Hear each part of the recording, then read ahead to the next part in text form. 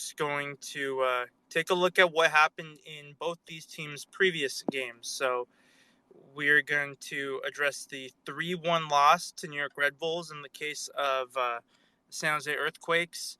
For Columbus Crew, we're going to talk about their emphatic win over the Vancouver Whitecaps. I'll give our guest TK to talk about any off-season moves, stories that happen relevant to the Columbus Crew, things that we should know. Since this is a San Jose Earthquakes podcast, we talk about San Jose Earthquakes a lot more, so we'll give the Columbus Crew that chance of spotlight. And then we'll take a look at projected formations and tactics that we can expect / hope for going into this Saturday's game, which will be at PayPal Park. I believe it's 2:30 p.m. Pacific, 5:30 p.m. Eastern. And then lastly, we'll talk a little bit about what both these clubs, as well as MLS as a whole, can do about the Major League Baseball lockout to capitalize on this situation and bring more fans to the game of soccer here in the United States. And lastly, we'll acknowledge some brief MLS Fantasy Standings for our Tectonic Takes Fantasy League. I want to thank everybody for the time for coming on the show, and thank you, Abel, Jamon, and Jason for coming on, and TK as well. So feel free to voice your opinion or raise your hand. Yeah, sorry, I had my mic off and I had to go into settings and fix it, but I'm good now, I think. Okay, perfect. So is it okay if I continue to call you TK? I know you have a couple other nicknames. Yeah, you can call me TK, that's fine.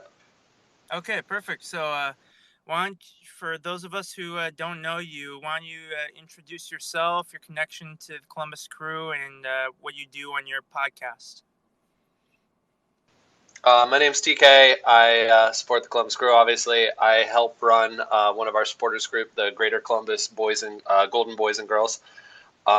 It started about 8 years ago, I think, and just all about, inclusivity and just growing the game of soccer here in Columbus.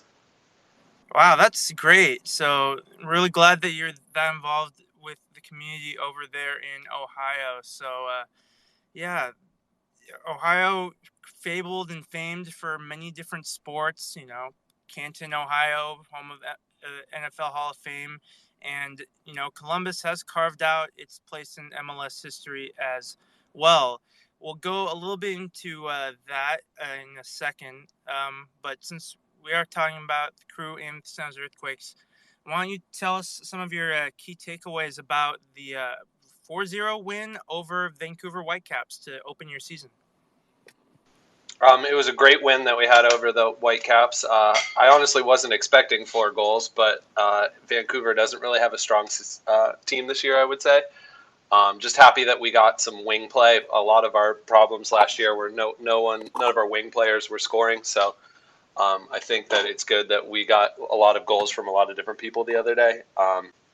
Just really happy with all the off-season moves we've made too. So. Yeah, that's good. And I did take a look at MLSsoccer.com's power rankings before we got on this space today. I noticed that part of the Columbus Crew analysis section, it did notice 2 goals from wingers. So, that was a big point of emphasis, and that seems to address one of those concerns.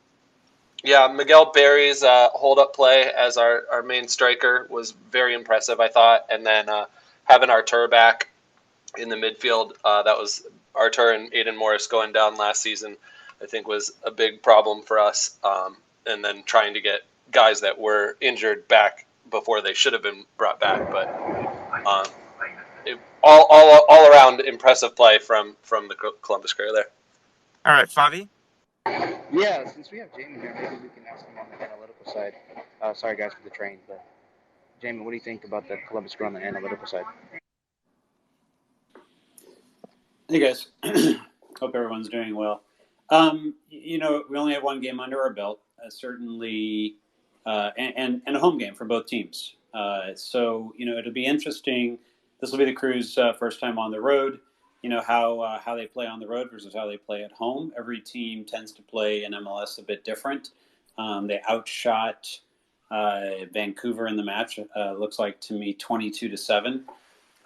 There was a red card about midway through, and but already Columbus had a comfortable 2-0 lead at that point.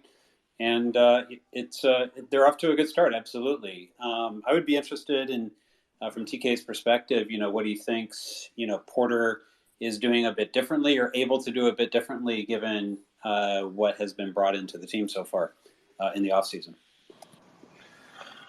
I would say that, a lot of our problems were defensively last year.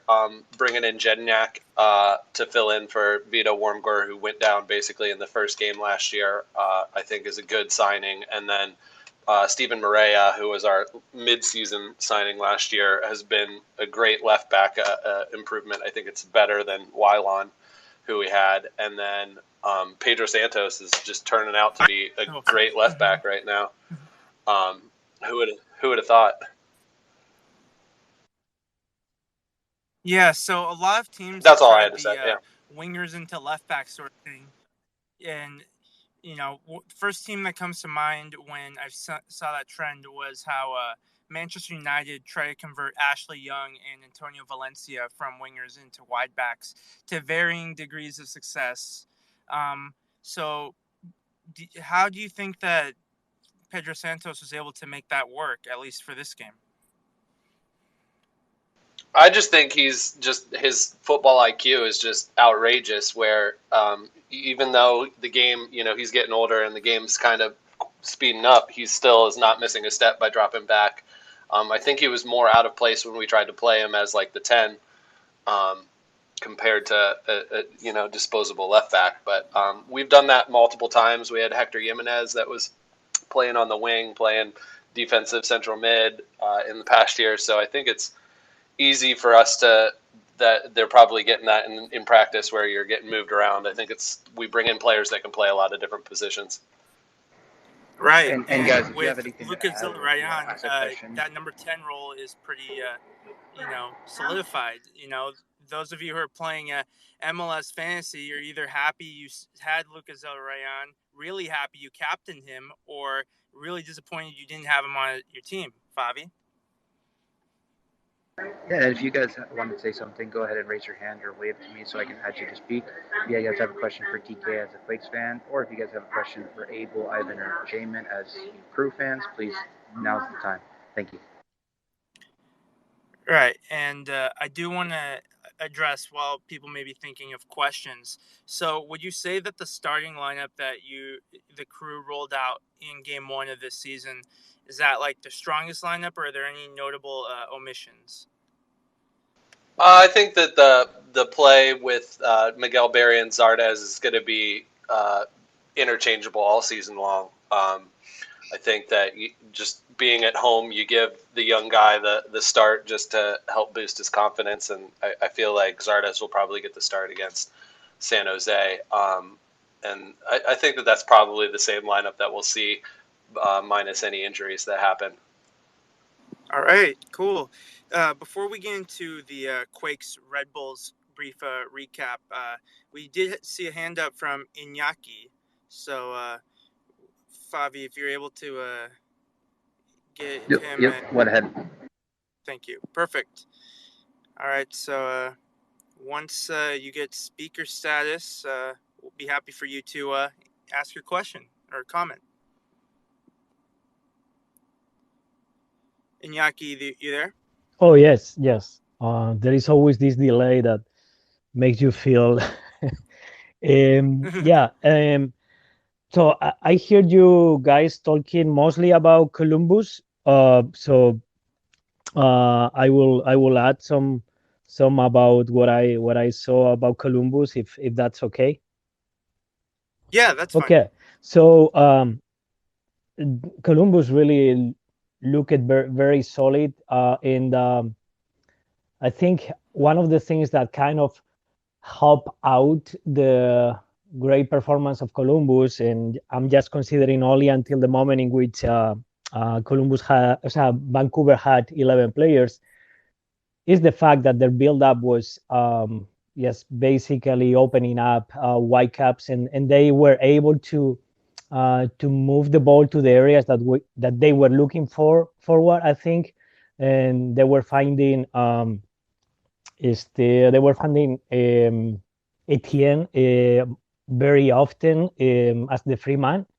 So basically, I think it was one of those performances, and I don't know if TK has been hearing. I haven't heard Porter press conference, and I'm sure he doesn't want to give out a lot of information, but I think it was from the point of view of the coaching staff and excellent performance and excellent execution from the point of view of Columbus, and not only in the build-up but also in the way they press the build-up of Vancouver Whitecaps.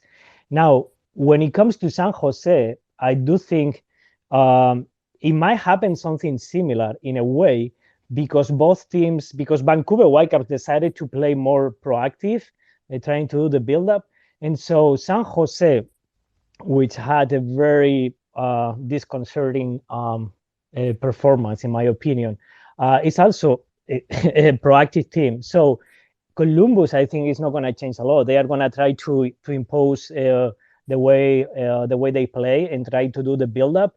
And I do think San Jose, if they don't adjust certain elements in their pressing, they are going to be open up again. And I think that's kind of worrisome, considering the way San Jose approached the game versus New York Red Bulls. Against Red Bulls, I do think San Jose will change a little bit, because against Red Bulls, you are expecting a team that is basically closing down all the spaces, and so you have to open them up. But against Columbus, it's a team that is coming to you proactively and doing the build-up. So I'm very curious to see what's the response by San Jose and if they adjust a little bit. But I think Columbus had a performance that only reinforced their idea of play. And I totally agree with TK. The way Paulo Santos has been interpreting the left back position is excellent. Now, the way to attack that is actually having someone that can do the 1v1, and I think San Jose can do that. And I'm finishing with one element that I think it was kind of a question mark for me when it comes to Columbus Crew, and is that the two fullbacks were very high, but especially the right fullback, and there were instances in defensive transition where Columbus Crew was almost defending 2v2 with the two center backs. So I think that's one area that San Jose can try to utilize. But again, what's San Jose how are they going to approach this Columbus Crew that really with the ball hurts you a lot? Are they going to go, head to head? And then it's going to be a phenomenal game that I will surely watch from my home. Yeah, so people who may not know who you are, Inaki, you are a coach with the University of Virginia women's team. And I've seen some of your tactical analysis for MLS games. I believe, correct me if I'm wrong, you watched every single MLS game last weekend, and on your account provided some level of technical analysis of that. Is that true? I watch every single game of this day one MLS is back. It was not my intention. I only thought only that I was going to watch the games of the new coaches, but then one thing after another, I decided to go big and watch every single team, and I put together notes, basically the notes I take in every game at least, kind of helping out a little bit to sum up the identity, what I mentioned, the process, and then some elements that have to do with individual performances of each and every team. And yes, I have been helping University of Virginia in the data department, but mostly my work has to do with video analysis and tactical analysis. Yes, thank you, Jay, and I also know your work, and it's fantastic, and I appreciate, guys, the opportunity of sharing and listening to TK and all of you. Thank you. And I want to thank all you guys for coming on. I'm finally able to speak normally. Thank you, Jamin. Thank you, Inaki. Thank you, TK and Abel. I want to quickly go over the tweet I threw up on the top. Jamin Moore today reported that Marcos Lopez and Yudson are actually available. So it's something that we can go ahead and see possibly a different lineup this next week, since we saw that the last formation didn't work for the San Jose Earthquakes, or at least the project went downwards once Nathan got injured. Abel, what did you think of last week's kind of game? What did you think of the Earthquakes formation? I know you were a little critical on the new formation, so I wanted you to see if you had something to say. And then So, TK will go to you after. Abel, go ahead. thank you. So I think the line of three was pretty promising. So I'm going to focus mostly on the line of three because I think that's pretty much like I would say the heart of the team at this point. Is what Almeida's trying to do. So the line of three was promising, but it was sad watching the defense fall apart. So taking a look at the defense, obviously it's Jackson Yueill that stands out to me. If I recall correctly, Yueill said that he doesn't consider his role as a center back role, which is terrifying because I don't know how many midfielders play behind the defensive line. So here's the issue that I saw. Although Jackson Yueill was relatively composed, the defense was non-existent beyond Calvo and Nathan, and then later Kenner Beeson out of necessity. So we have two real center backs, a lot of the time stretch out all the way to the sideline, and one non-center back trying to control the middle of the field. In the turnovers, there is no defensive transition, as Iñaki mentioned, I think. So the defense is just left scrambling. It needs a lot of order. I think to have a line of three work, you needed to transition into a line of five when you don't have the ball. So what that allows the Earthquakes to do is to implement players like Marcos Lopez and the right back that we didn't sign. So that's kind of my takeaway from the game against the Red Bull regarding the formation. All right, and then we have Jorge up here, or George. If you have a question, feel free to go ahead. Now's the time. If you want to ask TK or Inaki or Jamin or Abel, feel free to go ahead and ask. Thank you, Abel. George, are you there? Okay, we'll go ahead and go to TK. TK, what player should we watch out for as Quakes fans? What do you think? Who's the player to keep our eye on? I mean, I think everyone's wary of Zelarayan, but after that first game, I would have to say at the end, he was left way too open against Vancouver, and he punished them. I think he's going to have at least 10-plus goals and assists combined this year. And just it's good to see that our wingers are actually starting to produce stuff. Awesome, yeah. And what would you say the biggest weakness for the Columbus Crew is? Thank you. Getting pushed up too wide with our wingbacks, and I think that how you defend that is by attacking so that they have to sit back more, or just having a very quick counter to take on the two center backs that we do have. Yeah. Perfect. All right, well, thank you for that. Ivan, go ahead. I see you have something to say. Yeah, so when Iñaki brought up the build-up play that the Crew was able to exploit as their strength against the Vancouver Whitecaps defense, which the Whitecaps, they ended the season playing strong, but whatever happened in the offseason might have halted that momentum, and they haven't been able to strengthen. And similar concerns are valid for the San Jose Earthquakes. We saw the New York Red Bulls with, they were missing key players. They have a bit of a younger, less experienced team in certain areas that they played like a well-oiled machine, and they had every ability to be dangerous in attack. They had many corner kicks. They were causing the defense to make a lot of mistakes and split decisions. So I think when you put an even more dangerous player than someone like Frankie Amaya, for example, which the Red Bulls have, you put Lucas Zelarayan, and then up top you have either Miguel Berry or Yustis Ardes, who are both very good strikers for MLS level, then I think the San Jose Earthquakes can't afford to play defense roulette, formation roulette, as I referred to it in my post-game reaction article. I think that there has to be a bit more thought.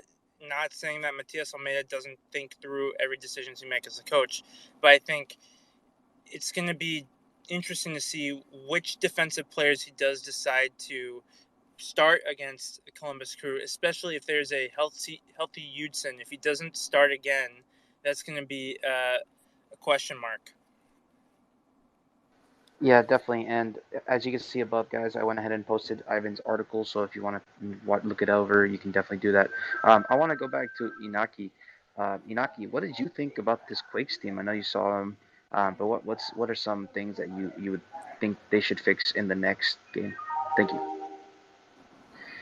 So, thanks. I like many other people, I think around MLS, I really it's one of the teams I watch more, not just the other day, yes, during the last season, and I do because I get ideas, no, from Matias Almeida and so forth, and the kind of players they have or you guys have. But I was a little bit disconcerted when I saw the starting 11.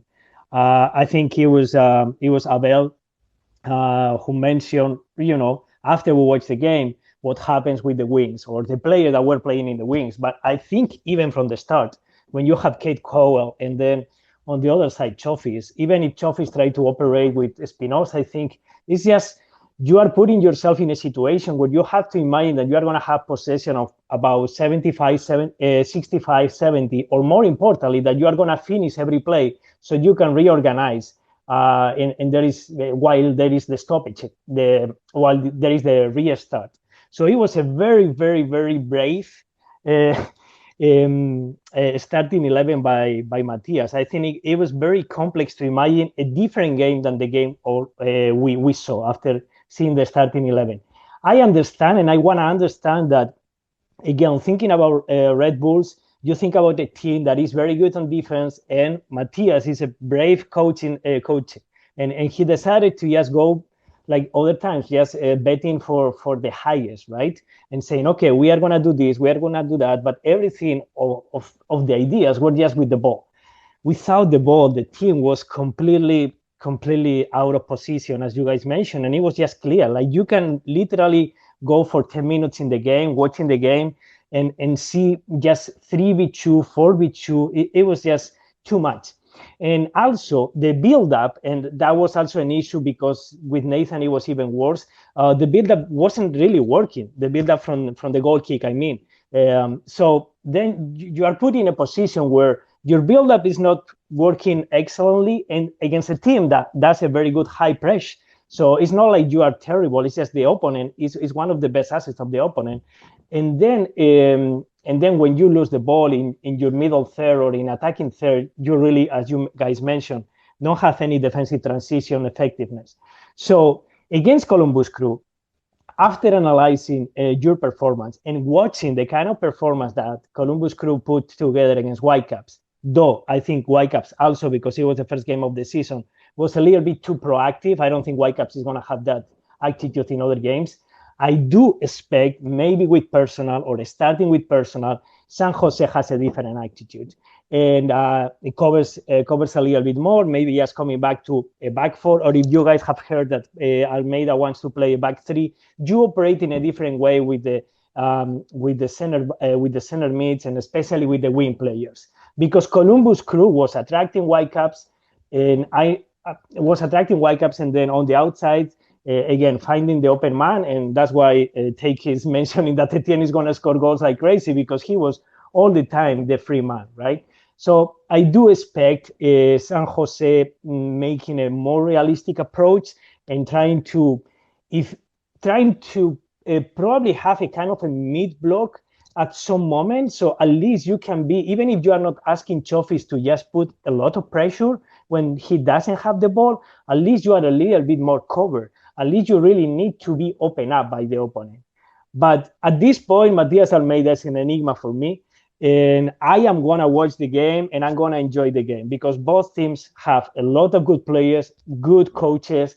And I just hope that San Jose has a little bit more of a realistic plan. And also, to be honest, that San Jose is a little bit more lucky in terms of personnel, because the injury by Nathan, it just doesn't help.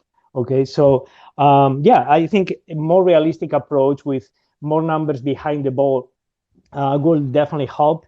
And just more finishing, even forced finishing. I remember San Jose in the best moments And about this, Jay can help. The amount of shots of San Jose when they were just getting into the final third was amazing. That's the best way to just reorganize yourself. Awesome. Thank you, Naki. I really appreciate your insight. We have Carlos Yustis here. Carlos, what did you think of the game last week? Maybe you haven't had the time to kind of speak your opinion.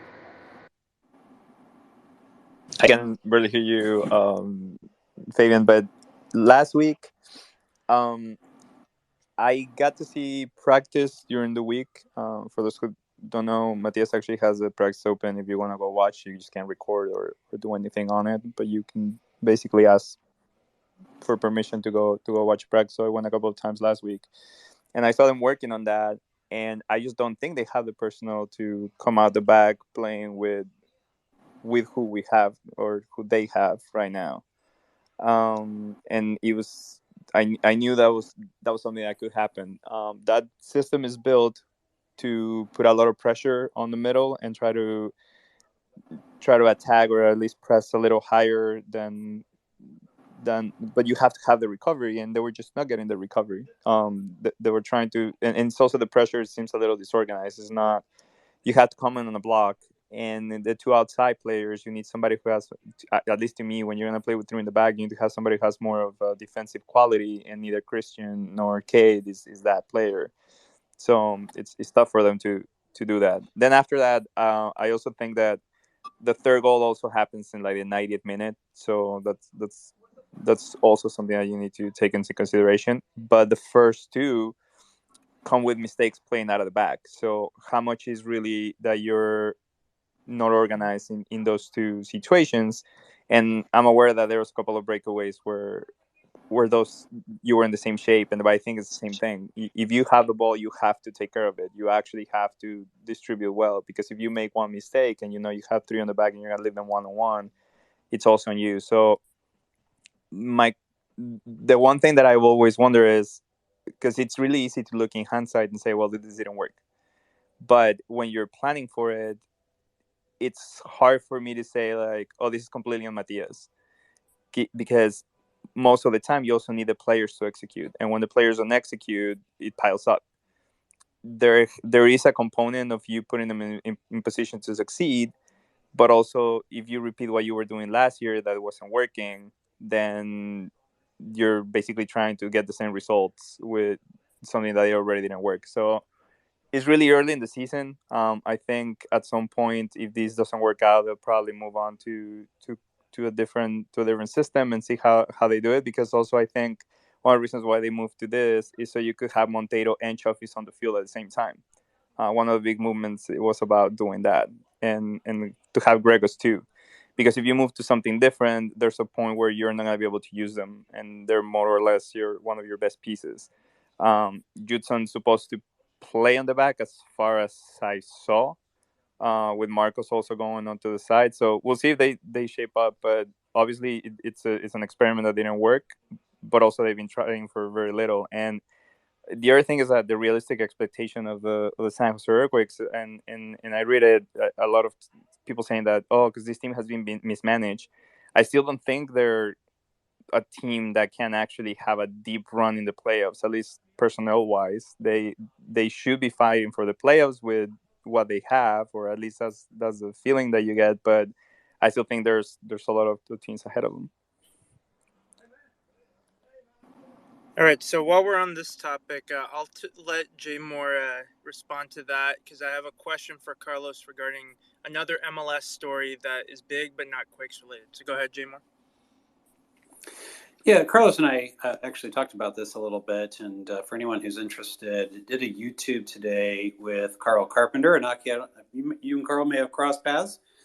He used to be at University of Virginia as well as a guy by the name of Kieran Doyle, who is a college coach in the Toronto area, and he's a follower of Chelsea FC and tweets regularly about their tactical setup. And one of the things, Carlos, you and I talked a little bit about is that there are a couple clubs who are trying to do things. Matias is trying to do things a bit maybe similarly too. One of those being, Chelsea, and the way that they set up three in the back, but there was a number of situations that Kieran pointed out where they weren't getting enough support from the sixes, and particularly Eric Remedi not really being where he needed to be in order to be able to account for potential breakdowns or a potential pass that goes awry or losing a 1v1. I'm interested. You mentioned, some that Marcos and Jutson were being worked into the practices this week. I'm interested if you feel that particularly Jutson can provide that level of support and coverage from the six to be able to make some of what Matthias is trying to do work more efficiently, or is he more likely to find a spot in the back and then push Yule up in place of Grey Goose or somebody else? And guys, Well, really quickly, Carlos, one second. I posted the link up at the top if anybody wants to watch that video with Carlos, Yustis, and Jamon. Thank you. Yeah, we have that video too. But there's also a tactical video that we posted earlier today. So both of those, neither of them are behind paywalls if people want to check those out. Go ahead, Carlos. Sorry. I was gonna say, I actually, I mean, I'm not sure how much I'm supposed to talk about this, but I saw Judson playing on the back three, not necessarily on the 6 position or in the 5 position.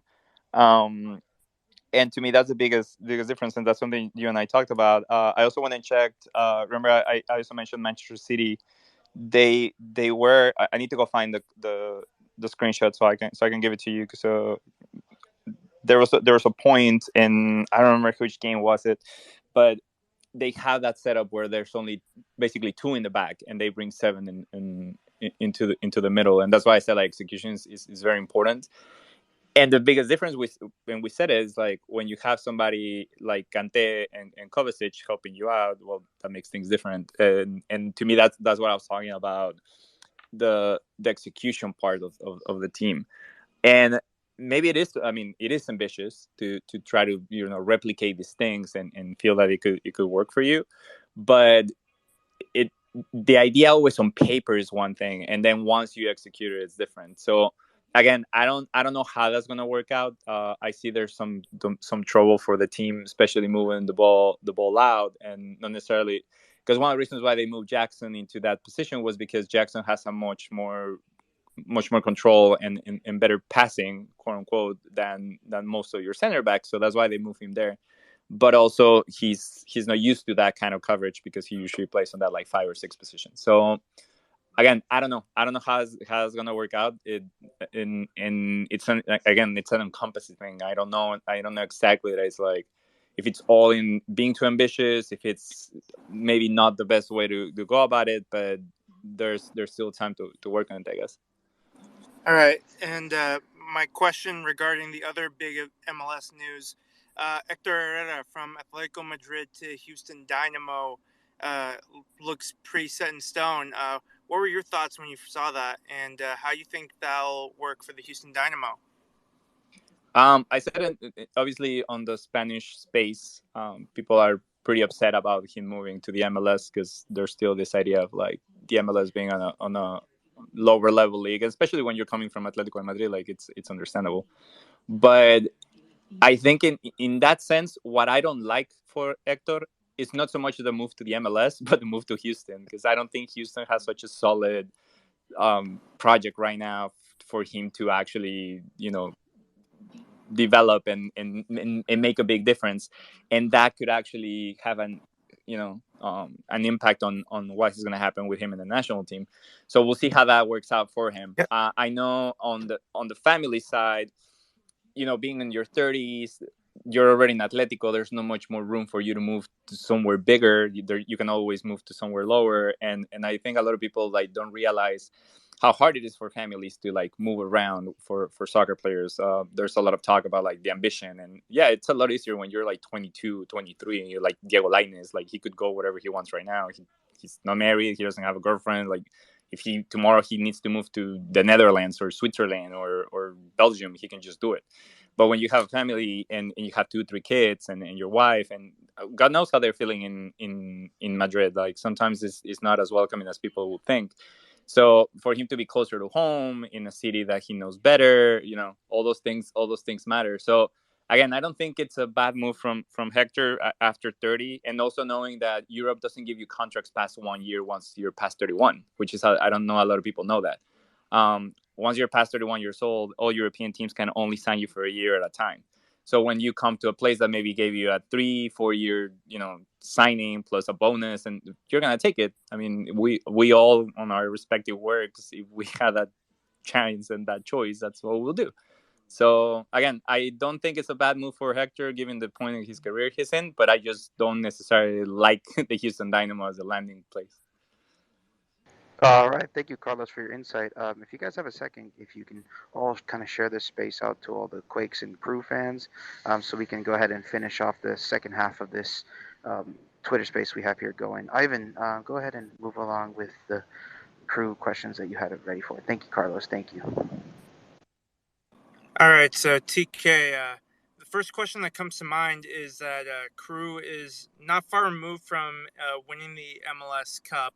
However, in the most recent season, they didn't make the playoffs either. There was a lot of things that went wrong that led to that. So coming to 2022 and with the game under your belt, what are your expectations for this club going forward in this season? I mean, expectations, I think that we're definitely going to make playoffs if we can remain healthy. I think that was our big issue last year, was losing key midfielders, having Zardes go to the national team occasionally, not having a second striker behind him that could find goals. We had Bradley Wright Phillips and Hurtado to fill in there until we brought Barry back from San Diego. The new winger, Yaya Boa from Ghana that we signed is electrifying from the first game that we saw him. And it also just gives more competition with like guys like Diaz and Alexander Matan, who have been just bench players. But I think that we have a really good lineup as long as we can stay healthy. We signed new defenders to fill in for our lack of defenders that we had last year, I would say. But I think everyone's just really committed and bought into Caleb Porter's idea of how we want to play and press high, and hopefully that will result in lots of wins.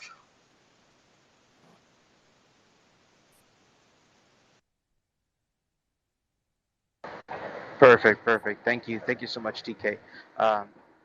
Fabian, if anybody has a question, go ahead. I don't know if you see Carlos Ramirez, my colleague from Telemundo, is here. If you want to send him an invite. Oh, yeah. I've been asking him to kind of hop on, but let me go ahead and see if I can ask him again to hop on and say if he can say a couple few words.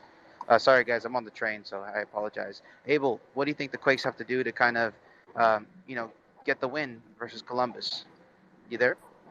Yeah, I'm here.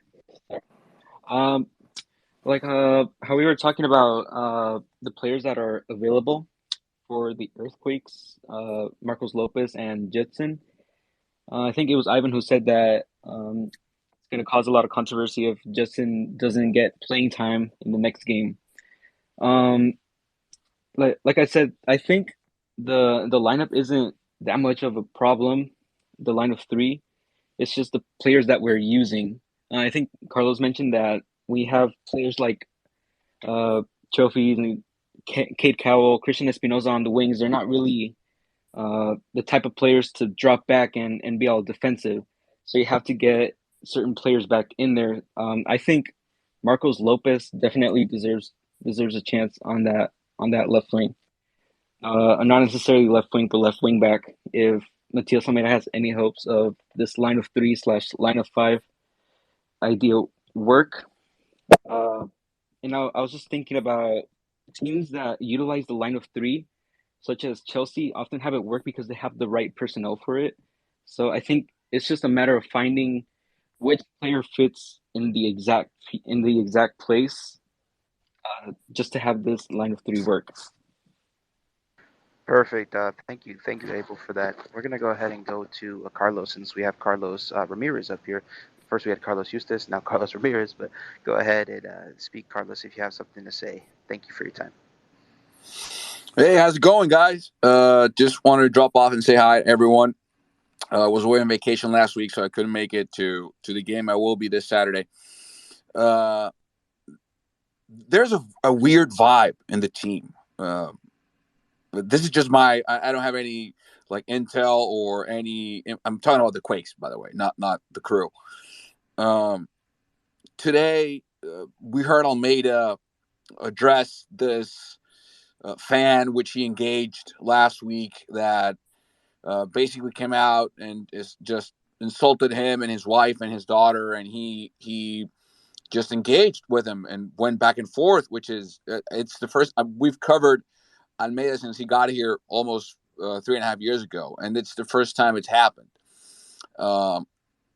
Meaning, first time he's engaged with someone.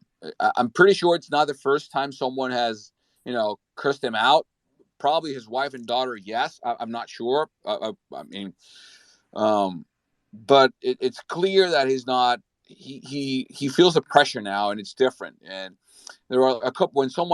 When Carlos asked him about Hector Herrera coming to MLS, for those of us who know Almeida by now, his answer was pretty cryptic, meaning he was very flattering of the Dynamo and wanting to invest and wanting to win and all that, which could be understood as sort of like a punch or a jab at his own team for not investing that type of money on that type of player. I don't know. It doesn't feel like a light environment this time around. I don't know if it's because it's the last year or the fact that the team has now a new regime with Leach at the helm. I don't know. I just feel there's more tension, maybe responsibility to deliver wins, to play differently. I understand there are things like Nathan's injury that does affect the team's capacity to play and deliver. But I don't know. It feels weird, and we'll see. We can finally actually go to training sessions now. We've been cleared by the team to actually go and just witness, because we haven't been able to due to COVID. So that will be interesting to get a more firm and clear grip of what is happening from the inside out. Because to me, I don't know if any of the guys, Jamon, Carlos, who were at the press conference, do feel the same tension I felt today, or is it just me? I want to go ahead and add to that real quick, David, before you go. No, I definitely felt the tension there. My name is Fabian Renkel. I'm here. But Jamon, what did you think? What do you want to say? I agree with you, Carlos. I do think that there's a different vibe this year, and it's coming at a really interesting time. And it feels that the Quakes are doing all the right things off the pitch right now. We're talking about stadium improvements. We're talking about securing land for the academy. They're bringing in a team of data analysts, which I believe I'll be able to write about here fairly soon, pending some information from the team. They've got a new scout for the area. They're doing a better job with their partnerships with other youth organizations. We've got Quakes 2 to look forward to. There's a lot of really exciting things when you think about it going on. But you're right, Carlos. To me, something is really kind of different with the first team and the approach to the pitch, and somehow bringing in new players and making the system more complicated when it was already complicated to begin with and already difficult for new players to pick up. The timing of that just feels weird. And I feel that the team would be better served actually by executing the way Almeida executed in 2019. I think they got better personnel to be able to execute what he tried to do when he first came with his man marking. And they've got experience with it now, and you got to bring in a couple new players to that, sure. But this kind of shoehorn to try to find a way to get Gregush and Montero and Chofis all onto the pitch at the same time, and to just find a way to make it work, even if the tactics are weird and difficult. I don't know. I just don't see this working out. I see it going like 4 or 5 weeks and Almeida having to abandon the experiment. Yeah, I mean, every time there's been a big signing, especially from a Mexican player in MLS, you could feel Almeida's frustration that he doesn't feel part of those teams that invest in the team. And today he mentioned something that he's never mentioned before. He said that he's made more money somewhere else or in other places, meaning, I mean, specifically, he didn't say Guadalajara, but we know how much money he made in Guadalajara. But that's the first time he's ever addressed it that way. So I don't know if it was a frustration from the topic about talking about the fan that, cussed him out, which I understand. I mean, me being a man and a father and a husband, I mean, if I don't care who it is, wherever it is, if you're coming at me or my wife and my daughter, you're going to hear back from me. And I think we all agree. But he was, I don't know if defensive is the right word. I don't know if he approved of the signings of Monteiro and Grey Goose and Calvo.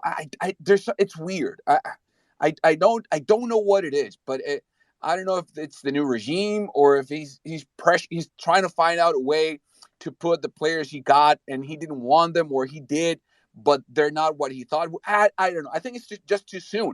And he's tension today, and his long-winded answers were just strange. We know Almeida. He's very calm, cool, collected. He's very patient, but then he again brought up, we have a bunch of young players up top. We have to develop, which is fine, but we're already 4 years in. So I mean, Cowell has a year on top, and he knows who's he's brought in and who hasn't been brought in.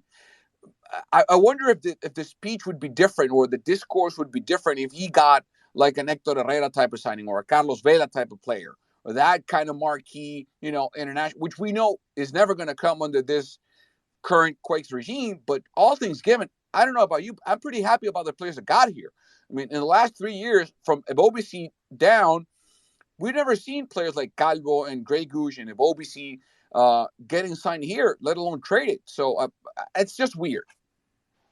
I gotta say that, I mean, I was with the team last week for a couple of days. I went to training one day, and then I went to training the second day to do some interviews with Chofis and Calvo. And I think he brought up the thing with the money, because what we heard specifically that the fan was heckling about, he was telling him that he was here just all about the money. And he kept repeating that, then kind of like turned around, and that's when the wife got involved, and like he like cussed her out, and that's how the whole thing started. So I think that's why he brought that up. Like, there's no way I'm here for the money, because I'm obviously making less money than in other places. So if you don't understand my commitment, like, why would you tell me that? I think that's where that came from. And I feel that because he had to address that, and because we're talking about it, and it's also kind of like this shaping, and again, maybe I'm going to limb on here, because I saw him talk to the players last week. I think he's getting a little fed up with us being the media. I feel like it's all the, all these reports that always come out, like kind of like what you were saying today. That's why he was so interested that you asked him about America, because he knows that something is going to come up. And I feel he's getting to that point that is not the pressure that he's used to, on top of the fact that there is pressure for the results. There is the pressure because it's a fourth year. The only time I give him some leadway is the 2020, because I think the pandemic hit everybody in different ways, and it was not necessarily the best thing ever. And obviously that you could put that one in practice. But the other three. But my question is, Cap, is someone even in the media questioning Almeida's like future with the team? Is anyone actually being, whether it's fans or, I mean, well, it was. He's not coaching LA Galaxy for that matter, or the U.S. national. He's not under scrutiny. Would be my question. Is he? It was. I mean, last week, and I talked to Jamon about it. Last week, there was a big talk about, like, the first thing is like, you're coming in your first game of the season, and the first thing they ask you is like, so are you gonna stay? Like, bro, I just started. Yeah. He does face that. Wow. But to be fair, like, that doesn't really come from us. That comes from other media on the outside, always speculating about his future. I don't feel that any of us have ever. No. I just put after the first year, and we got more comfortable with all these rumors and everything. We kind of understood, like, oh yeah, we should just ignore these things. And at some point maybe something real will happen, but it never really did. And at this point, he's in his fourth season. Like, he's either going to finish it out, or he's going to get fired. It's not going to be because all of a sudden Monterrey, or Cruz Azul or Club America or Chivas or anyone else has a coaching vacancy, suddenly. And we know he enjoys his life in San Jose, and he doesn't want to go back really to the craziness, at least not right away. Yeah, I wanted to All add right. on to that. I wanted to add on quickly. Yeah, we found out that the fan had a kid with him too, and I think that kind of ticked Matias in a different type of way too, because he's so philosophical with his ideas and everything. So I think he went on a big tangent at the press conference today about like if you live your life with scrutiny or things like that, like you're setting a bad precedent. I linked it up top with Alex Morgan and a whole bunch of quotes from today's press conference. You guys are interested, but Ivan, go ahead. Right. So since we're approaching 5 p.m. Pacific, 8 p.m. Eastern hour, I do want to just ask a couple more questions I have prepared for TK, and then we'll do anything else that we feel we need to before we close this space. TK, so one thing that I took a look at for all the MLS teams prior to the start of the season, especially this being a World Cup year, was all the international players, not just USA and Canada internationals, across the MLS clubs. And for the Columbus Crew, I count U.S. internationals, Trinidad, Haiti, Costa Rica, Armenia, Ghana, and Australian internationals. So how's that feeling, both pride that your club has an eclectic group of players that represent their national teams, but also, as you mentioned, with the concerns from last season, worries that they'll be called into many international windows? Yeah, I mean, I am a little bit worried, but I feel like most of the players that do get called up are already not qualified, or like most of them their teams haven't qualified for the World Cup yet. Right. Like, it would just be Australia, USA, and Ghana, I think, are the last ones that can. Yeah. So, I mean, losing Gignac will be really bad, but we also just signed Andy Baba from Nashville as a backup, as well as having Josh Williams still around, which great locker room guy. I'm a big Josh Williams fan. And then, yeah, I mean, Nagbe should be playing in the U.S. men's national team, but he's not.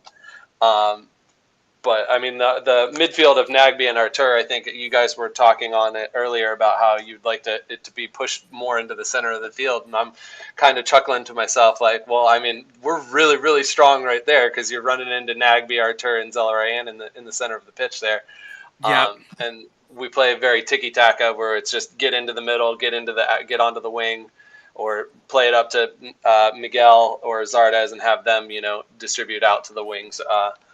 But I'm not too worried about it, I would say. But you guys all talking about San Jose's problems, I feel like right here is just giving me like PTSD of like all the pre-court years and Save the Crew for us, just because I've seen that turmoil and it's not a fun place to be in.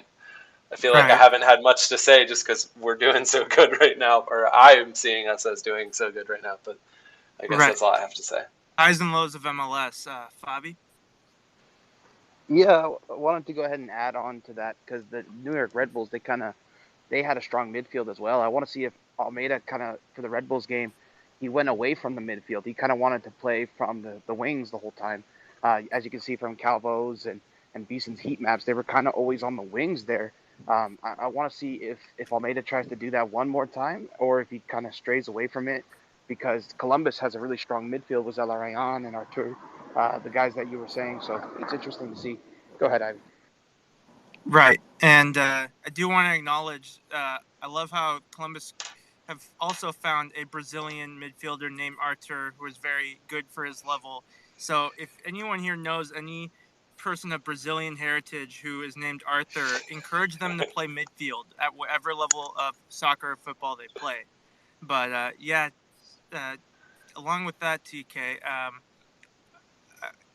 kind of sliding into another sport real quick. Both of our clubs, Columbus Crew and San Jose Earthquakes, they have owners who are involved in multiple sports. And with the news of the Major League Baseball lockout, and since there's 2 MLS clubs in Ohio, 2 in Major League Baseball in Ohio, how you feel like Columbus Crew can perhaps gain some new fans from particularly Cleveland Guardians fans who now might be losing out on a passion that they have coming up with, Reds likely gravitating toward FC Cincinnati. Our owners are the owners of the Cleveland Browns as well. So, I mean, being Cleveland based, I would capitalize on that all I could. I think our biggest Columbus Crew's front office has always talked about how they're really just centralized in Columbus. No one in the other cities in Columbus outside of the area really get the marketing towards or push towards them. So I think that just having bigger marketing campaigns that reach, all corners of Ohio would be better, especially now that there's going to be fans looking for things to do on the weekends here in the summer. Right. And just speaking from the San Jose perspective, it's a little bit unique because, of course, San Jose, the city, it's a distinct from Oakland and San Francisco, but we share the Bay Area as a market. We have the two baseball clubs here, Oakland Athletics and San Francisco Giants. So while there's a bit of like a brotherly like Liverpool-Everton-esque rivalry between those two baseball clubs, San Jose Earthquakes offers a chance for fans of both those teams to come together for a common cause. And I think this is definitely a good time right now in the Bay Area where there's already a lot of passion for soccer at the youth and the high school levels, and as well as at various other levels as well. So I think we're in a situation where I feel like a lot of baseball fans, they already, that I know at least, already acknowledge soccer and they form their opinion one way or another. But I think this is going to be an important period for San Jose Earthquakes who might struggle to fill their seats, that we can reach out to those fans. Bobby? Can I quick? Yeah, go ahead. I saw that Detroit City. I know it's a lower league team, but they were like offering free tickets, or like if you were a season ticket of the Detroit Tigers, they would give you tickets to their game. And I think with the MLS Pro 2 League starting up, that's also another way that like, hey, if you can't make it, if you've already sold out your stadium, like we have, since it's a new stadium, it's like maybe offer like cheaper tickets to go to the second team, just to get some people in the stands for growing the game in the second tier of MLS. That would be kind of easy or kind of interesting if the Quakes 2 played at AT&T Park or at Oakland Coliseum a la NYCFC. So it's something that they could definitely do to get more people involved with the areas. I want to go ahead and kind of wrap this up a little bit because we're on the 1 hour mark, and get everybody's kind of score prediction before we go ahead and wrap it up. But if you guys want to stay and talk about the press conference afterwards, we can definitely do that. But let's go ahead and kind of wrap it up with the score prediction. Ivan, you want to start? Yes. I think I expect a better Quakes performance, but since Columbus are riding a high, it's hard for me to predict a win. I think I need to see something. I need to see some growth in the tactical familiarity, understanding of what the players that start and come off the bench, their strengths and weaknesses are. And until I see that, I think I'm just going to brace myself. It might be another loss, and I've already braced myself for the possibility of going 4 losses in 4 games before the international break, because after this, we go on the road to Philadelphia Union and Minnesota United. So to be consistent with that, I'm going to predict a 2-1 Columbus win. All right. Thank you, Ivan. What about, let's go to Inaki. We haven't heard from Inaki in a little bit. Inaki, what do you think the score prediction is as a neutral? Bueno, I am not very fan of score predictions, to be honest, but no, but I appreciate a lot the time with you guys. I do think there will be goals between 4 and 5, considering both previous games by Columbus and San Jose. I do hope that Almeida this time, when he puts together the lineup and the game plan with his coaching staff, goes for the more realistic instead of, when in doubt. I think he has gone for the extreme, and that is a difficult mindset, I think. So a 2-2 or 2-3 for Columbus Crew will be my score. And thank you a lot for giving me a voice and for having the opportunity of listening to you all guys. Okay, I appreciate the time, and I really enjoy San Jose Earthquakes. Again, I watched a lot of games last season. I think it was the team I watch more games together with Austin FC. So definitely, I don't go for scores, or it's just the way and what communicates to me every team. So I hope San Jose gives me more opportunities and reasons to continue watching them this season. Thank you, guys. I appreciate it, Thank Nachi. you. Thank you for your Thank time. you. All right. Thank you. Let's go to Carlos. Carlos Yustis, what do you think the score prediction is going to be? I know you might see the training, so maybe you have a little bit more optimism, right?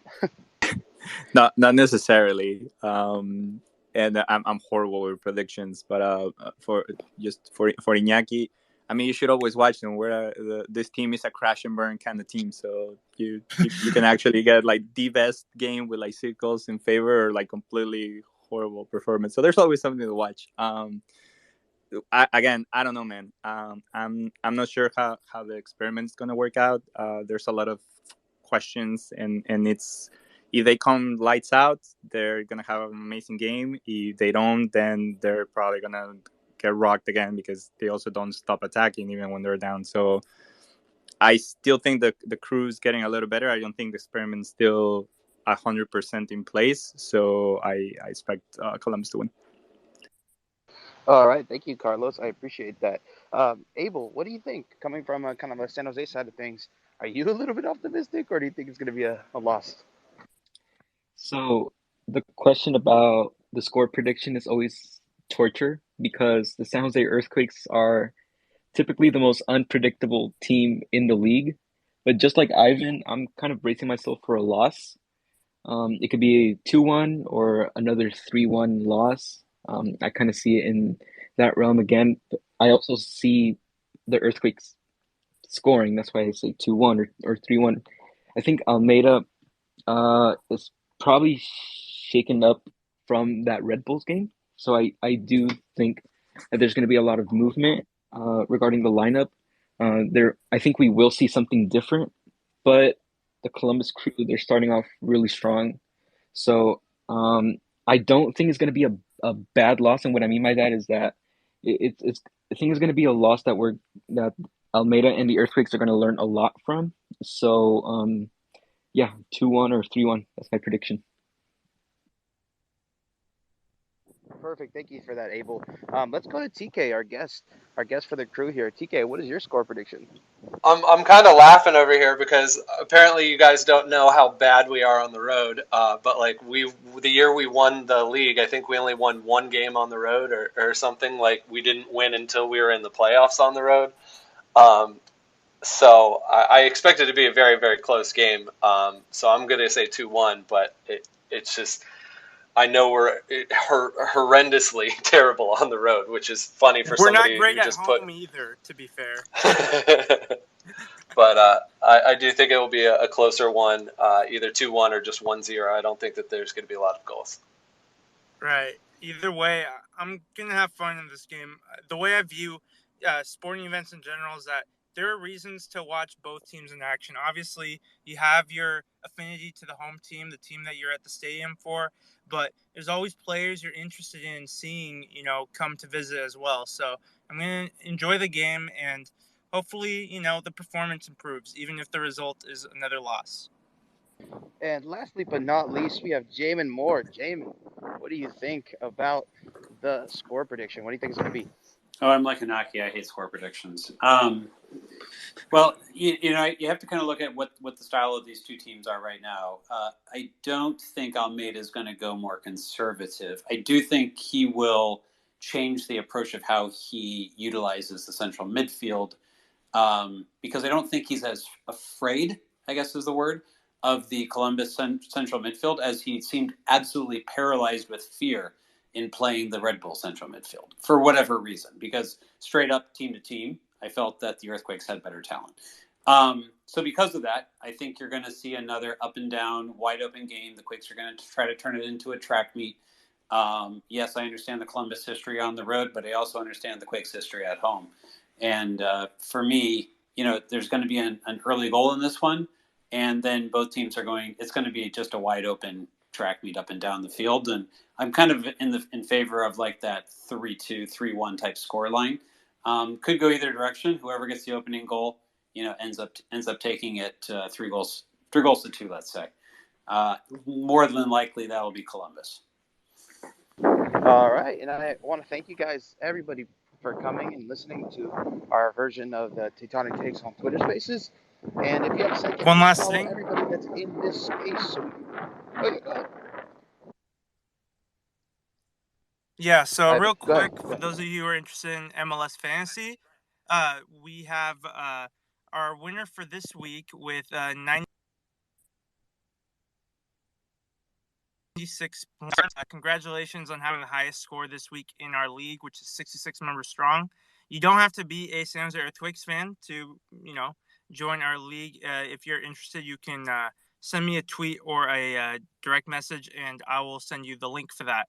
And it's a really fun way to keep track of what's going on in the league as well. So, once again, congrats to that person, and I'll let you continue closing it out, Fabi. Sorry. Yeah, no problem.